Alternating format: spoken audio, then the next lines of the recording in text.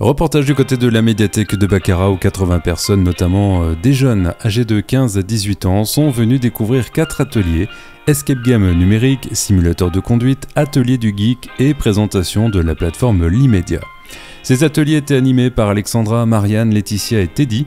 L'occasion pour certains de découvrir la médiathèque locale tout en prenant connaissance de l'offre de services de la mission locale, co-organisatrice de ces 2 journées avec la médiathèque. RCM s'est rendu sur place, rencontre avec Teddy en pleine impression 3D. Bonjour Teddy. Bonjour Vincent. Alors on est ici à l'atelier du geek, raconte-nous un peu ce qui s'y passe là, on voit que ça imprime. Alors aujourd'hui je suis là pour participer, comme tu dis, donc à l'atelier du geek qui a lieu sur 2 jours, et moi je vais faire des démonstrations afin de présenter aux personnes, aux usagers qui vont se présenter tout au long de ces 2 journées, le fonctionnement de l'imprimante 3D.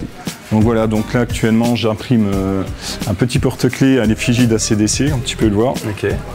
Voilà, donc pour une pièce comme celle-ci, il faut compter 40 minutes. Okay. D'accord. Donc l'imprimante, elle va chauffer la buse.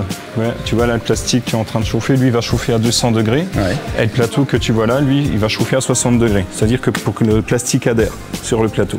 Hein, d'accord. Okay. Et donc là, elle va travailler. Tu vois cette zone là? Donc là, il va créer une zone pour faire le porte-clés et il va travailler dedans et il ne va jamais en sortir en fait. Voilà, elle va travailler dedans. Donc voilà, donc là ça imprime ce qui est à l'écran en fait. Ah non, ça imprime le porte-clés c'est le porte-clés ACDC qu'elle est en train de nous imprimer, donc voilà.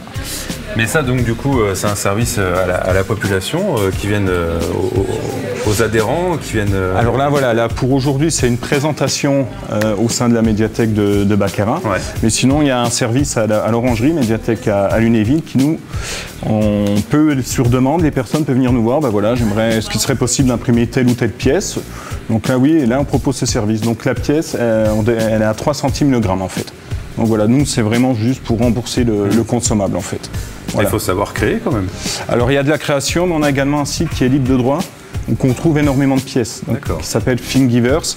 Mais sinon oui, il faut savoir également créer, on peut créer des pièces avec des logiciels type Blender, qui lui aussi est libre de droit. Mais je crois savoir que c'est pas extrêmement compliqué, non? Non. Ouais. Voilà.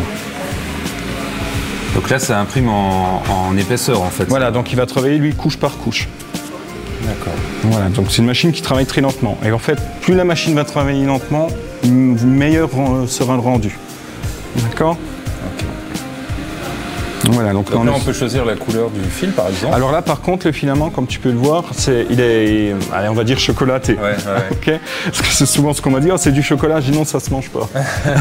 Alors il faut savoir que sur ces couleurs-là, uniques, on ne peut pas repeindre dessus. Par contre, on va prendre une bobine blanche, le blanc on va pouvoir repeindre. Donc on prend de la peinture acrylique, on va poncer, etc. Et on peut repeindre de la couleur qu'on veut. Par exemple pour les figurines, voilà. L'idéal c'est du blanc. Et après on repeint comme on veut, quoi, avec de la peinture toute simple, etc. Là, par contre, voilà, si c'est cette couleur, ce sera cette couleur. D'accord. Okay. On est sur des bobines d'1 kilo. Donc il faut savoir que ces bobines sont faites, c'est assez écologique, c'est du PLA. Donc le PLA qui peut être fait à partir d'amidon de maïs. C'est vrai qu'on peut se poser la question des bobines en plastique. Voilà, donc non, on a quand même ce côté-là qui est quand même intéressant. Et l'atelier du geek en général à la médiathèque à Baccarat, c'est quoi comme activité alors activité, on propose des ateliers, des tournois de jeux vidéo, des ateliers imprimante 3D comme tu peux le voir ici, ou de la robotique également. Voilà. La robotique, c'est-à-dire avec des petits robots, on va faire déplacer des petits robots avec un logiciel type Scratch, pardon. Pour moi, voilà.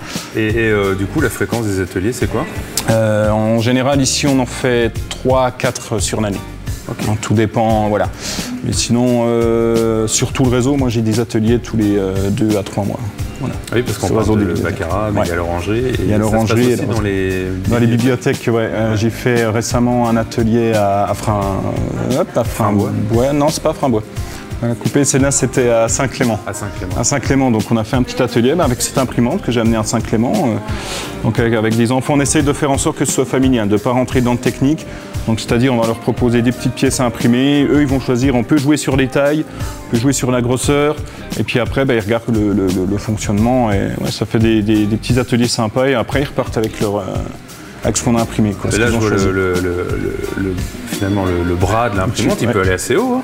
Alors le bras, lui, la non. Hauteur. Ah oui, ce bras-là, ouais. Alors tu vois, on peut faire une pièce de 50-60 cm. Voilà, comme tu peux le voir ici également. Là, on est sur la... Voilà, ça c'est le plateau. Voilà. Ah oui. Voilà. Donc là, ça représente en fait le plateau de l'imprimante. D'accord. D'accord. Donc là, on peut s'imaginer la hauteur en fait d'une pièce.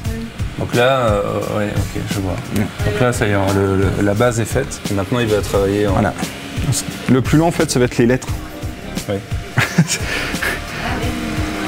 Bon, bah, à quand le porte-clés RCM hein. À quand le porte-clés? Ah, excellent. Ah ben, écoute, avec plaisir, voilà. J'y travaille. Florence profite de ce focus pour annoncer la création d'un fonds jeunes adultes. C'est un fonds qu'on vient juste de mettre en place il n'y a pas très longtemps. Et on a décidé de faire un fonds spécifique pour les 16-25 ans. Alors, on a mis des romans spécifiques, des mangas et des BD. Mais si on ouvre le petit tiroir, on trouve aussi les trésors, les DVD. D'accord. Alors, pourquoi on a fait ce fonds jeune adulte ? Parce que c'est quelque chose que les jeunes, c'est des fonds assez spécifiques, qui ne sont pas pour les ados et qui sont assez demandés. C'est pour ça qu'on a essayé de les mettre en avant. Donc c'est aussi un peu une demande des lecteurs finalement, des jeunes lecteurs. Alors c'est une demande... Vous allez créer la demande, c'est un Alors, peu... on a créé la demande, ouais. Voilà. On a créé la demande, c'est des choses qui se font de plus en plus dans les médiathèques. Donc on a créé la demande et ça va avec nos journées des ateliers numériques parce que c'est vraiment le public qu'on souhaite toucher pendant ces 2 jours. Et du coup le fonds Jeune Adulte, c'est un fonds un peu récent, donc il n'y a pas encore beaucoup de références. Alors c'est ça, on est en train de le constituer ce fonds-là. Donc c'est pour ça qu'il n'y a pas beaucoup de références et on va voir comment ce fonds évolue. Comment les lecteurs s'approprient ce fonds pour le faire aussi évoluer en fonction de nos lecteurs. Donc pour ce qu'on comprenne bien, c'est le genre de fonds on peut retrouver ce qu'était Hunger Games, ce genre d'histoire. Exactement, voilà, ouais. C'est tout à fait ça. Alexandra présente aux jeunes de la mission locale la plateforme numérique L'Immédiat. L'Immédiat, à la base, c'est une bibliothèque numérique de référence. Elle a ce label parce qu'elle agrège plusieurs types de documents, mais aussi elle a un côté patrimoine. C'est-à-dire que l'Immédiat est composé de 3 sites. On a un site patrimonial avec de la presse ancienne, un site sur de l'étude de la presse ancienne et un site, celui-ci, qui va vous présenter des ressources actuelles numériques, pour le coup. Donc la première des choses, ce sont les romans. Les romans, vous allez sur l'Immédiat, donc là, il y a déjà votre compte de noté. Donc le compte, c'est simple, c'est l'adresse email et le mot de passe que vous êtes choisi. Si vous êtes abonné à la médiathèque de la CCTLB, des CCTLB, bibliothèques qui sont liées au sillon lorrain, elles vont vous proposer ces ressources numériques pour le coup. Et en fait, ce qui va vous permettre d'avoir un compte, vous, gratuit, pour accéder à ces ressources numériques qui seront gratuites. Ça marche avec la carte Vous avez la carte de la médiathèque ? Oui, tout à fait. C'est-à-dire qu'avec la carte, on va vous demander, là, si je fais se déconnecter, il va vous mettre créer un compte. Et vous allez créer un compte avec votre numéro de carte de bibliothèque parce que vous serez référencé. Voilà, donc vous allez atterrir sur les 3 sites, vous allez cliquer sur l'Immédiat Mosaïque, par exemple, pour aller rechercher, par exemple, un roman. Donc vous cliquez par exemple sur le roman, je vous laisse choisir un roman et cliquer, c'est celui que vous voulez. Choisis lequel? On attaque la vache là. Là? Ouais. Voilà. Alors c'est un film, pour le coup, mais on va cliquer dans le livre pour être sûr d'être... Et Je regarde juste le résumé parce que ça m'intéresse. Un autre regard sur les vaches nous a rapprochés à contempler leur beauté, mais aussi la réalité de leur vie. On parle avec des filles dessus. Oui. C'est un bon choix, je valide. Donc si là on n'a que les livres, Je prends lequel? l'ASF, Sherlock Holmes et les 3 terreurs, vous aimez l'ASF ou pas? C'est celui-ci. Sherlock Holmes? Bon, allez. Ouais. Voilà. Donc vous pouvez lire un extrait, voir s'il vous plaît, mais vous pouvez également l'emprunter. Alors faut bien lire un extrait.